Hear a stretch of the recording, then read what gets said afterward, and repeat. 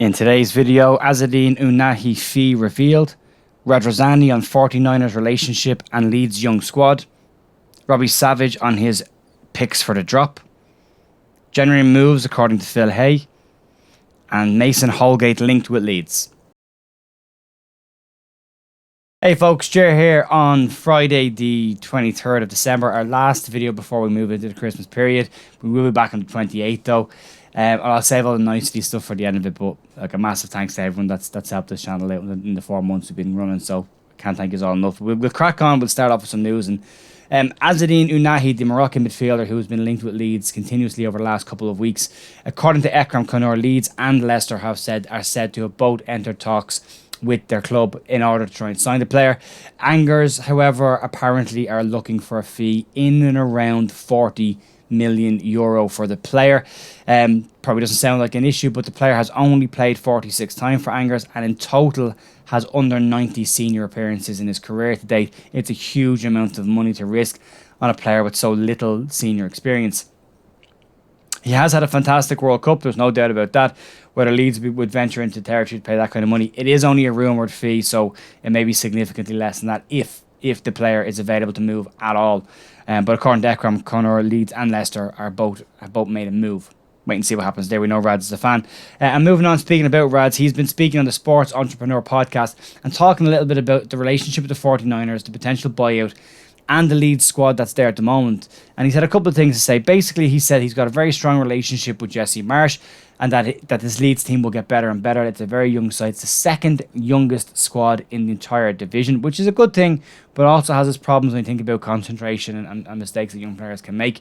I'm just trying to make sure we're not in that position going into the second half of the season. But he has acknowledged improvements need to be made going into the second half of the season and progress needs to happen on the pitch. Basically, what he said about the young squad is the following. I'm sure that they will have a brilliant future, but there's ups and downs and they're calculated.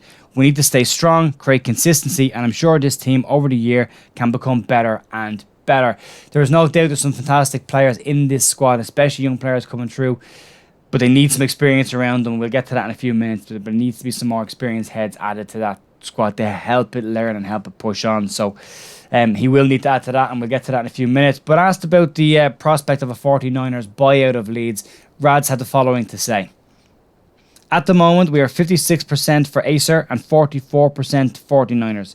But the 49ers do have an option starting in January 2024 to become a majority shareholder.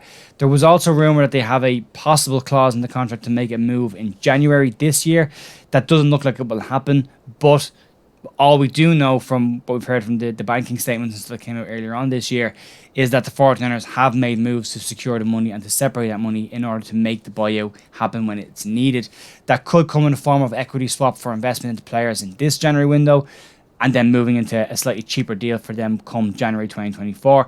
But only a year to wait for a potential full buyout of the 49ers should they decide to go down that route. Moving on then and talking about some gaslighting from Robbie Savage, as only Robbie Savage can gaslight. He was asked about his favourite picks for the drop this year.